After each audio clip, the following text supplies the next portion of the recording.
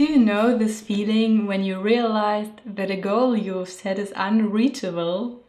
This happened to me when I tried to reduce my German accent. This is just too much for me, I can't do it. Then I've read the biography of Elon Musk and heck, this guy wants to colonialize Mars and I was like, crap, that's ambitious. Compared to that, my problem is as difficult as trying to get ice cream, chips, chocolate and more chocolate from the kitchen to the living room in just one go. So I decided to continue, and in this video I will talk about the struggle of a German girl that tries to reduce her accent. Dear native speakers, you might not be aware of how many problems English learners face when they try to learn your English. So this video is meant for you. And please don't say anything like blah blah blah, English is the easiest language in the world, blah blah blah. This might be true for the written English, but really the spoken English is a whole new world and this has nothing to do with your written English. And yeah, you don't believe it? Then keep on watching. So at some point I decided that I want to get better with my pronunciation. I will never completely lose my accent, but I like to reduce it to some extent so that native speakers can understand everything that I'm saying and are not like, what? In school, no one cared about our pronunciation. The teachers did it wrong even themselves. I haven't been in an English-speaking country for a long time and I'm even unable to imitate German dialects. My listening skills are horrible and that's why I'm unable to sing. When my little one was younger and I sang a lullaby, he was always like, "Mommy, shut up, I'm trying to sleep." So yeah, talented me wants to reduce that awkward accent. I watched tons of videos, bought a book, do reading and speaking exercises, and now I can tell you some things that I've learned over the past few weeks. Oh, by the way, I decided to go with American English for no specific reason, I just threw a coin and so nothing against the British English. I just focus on 3 things that are bothering me when I try to get better with my English speaking skills, and of course the list is endless, but for this video here I cut it down. First, written English is not like the spoken English. Not at all. Really, the spoken English is a whole new world. Take just these few words here. Girl, pearl, curl and world. All these words do have the same vowel sound. This girl, pearl, curl and so on. In the International Phonetic Alphabet it looks like this. But this one sound can be written with an I, EA, U or O letter. Heck, why? And of course, this is also possible the other way around. The same letter can be spoken in many different ways, not even mentioning your schwa sound. But the problem isn't just single words. Things get even way more complicated when we look at complete sentences. Words get reduced, new words are used instead, all words are connected, and the stress pattern. The stress pattern and melody of American English are the reasons why I can't sleep at night. In the German language we make a quick pause after every word and just the last word before a comma or a question mark is set higher in pitch. Ich lebe hier in Deutschland und es ist kalt. Bam, bam, bam, bam, bam. Americans don't do it in this way. Oh no, you are almost singing when you speak. And you combine words and do other crazy things that drives English learners mad. Take this sentence here. What are you going to do tonight? Mutates to what you gonna do tonight? What? How? Americans like to link all words together and this stresses me out to no end. This always changes the words completely. It's not what is it?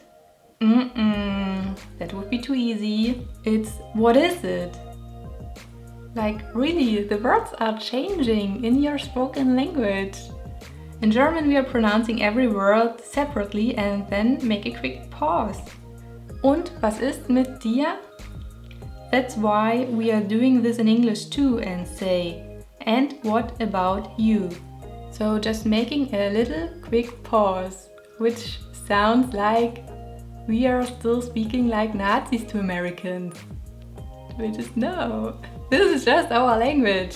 So Americans are not saying, and what about you? No, you're saying, and what about you? I can't put in words how confusing this is. The next funny thing, the letter T. When I watched lessons about the letter T in the American spoken language, I was like, are you kidding me? There are 5 different ways to pronounce the T, and let's start how easy this is. The true T. Use the true T at the beginning of words, at the beginning of stressed syllables, in consonant clusters, but not in the NT consonant cluster, that's an exception. The flap T, between 2 vowel sounds, and between words when one word ends with a vowel sound and T and the next word starts with a vowel. The held T, at the end of words, at the end of a syllable when the next syllable starts with a consonant sound. The vanishing T, when T comes after an end sound in an unstressed syllable. The glottal T is used when a syllable ends with a T and a new syllable starts with an N sound. And don't confuse sounds and written English, so the glottal T can be used in words like mountain.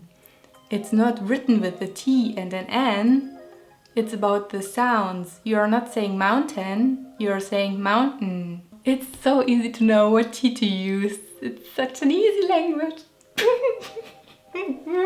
Every time I'm going to say a word with T, I'm like, wait, don't panic, I need just to check some things. Computer. Okay, don't panic. Is the syllable stressed, unstressed? Oh, I don't know. Let's check out the IPA of this word. Okay, stress on the second syllable. But wait, the T is between 2 vowel sounds, isn't it? Okay, it should be computer. Yeah, that sounds good. Let's check it. Computer. Yes, computer. And the American R sound. Thanks to the sound, my tongue hurts so much. I didn't know that I can have sore muscles in my tongue. Thank you. The American R is a very distinctive sound to American English, and so there was no way in avoiding this sound. After many lessons I felt like I can somehow make it, but this sound is produced with so much pressure that my tongue hurts when I read long text. And when you're like, what can be so different in just making a simple sound? Then just try the German R with me and then we will see. R, like ein Roggenbrötchen. Richtig. Oder Randale. Have fun with it. So yeah, I just talked about 2 sounds in this video, but there are so many other sounds in American English that are difficult for Germans. Why? Simply because the sounds don't exist in our mother tongue. We don't open our mouth that much when speaking, whereas Americans need to do so to produce certain sounds. Glottal T in certain, have you heard it? I didn't grow up with the TH sound. The stress pattern of the words are completely unfamiliar for me. I don't have a gut feeling what's right and what's wrong. So instead of thinking that someone speaks bad English because of an accent, you can say it in a different way. That person made some really big effort to communicate with you in your mother tongue. Yeah. Language should be all about communication, and as far as someone can be understood, everything is fine. I know I need to do many more things to get better, but hey, we are all here to learn something. It's boring to just present the perfect end result. Take my drawing skills, I need to learn so many more things, and yet I'm recording a speed painting. Don't put anyone down because he or she can't do something perfectly. Offer some help. or focus on yourself. There's always something that can be improved. And keep in mind that learning doesn't happen overnight, that you might need much more time than expected, and that there are also setbacks. But when you keep going, there is no way than eventually reaching your goal. And whatever you like to do, you can do it too. I added some words written in the International Phonetic Alphabet because this thing I am using all the time when I try to get better with my English pronunciation. For example, this here means German. Try to read other words too and write it in the comments. So I hope you enjoyed this video and thank you so much for watching, and if you'd like to see more videos here on my channel, don't forget to subscribe and activate the bell, and yeah, I will see you in my next video. Bye bye!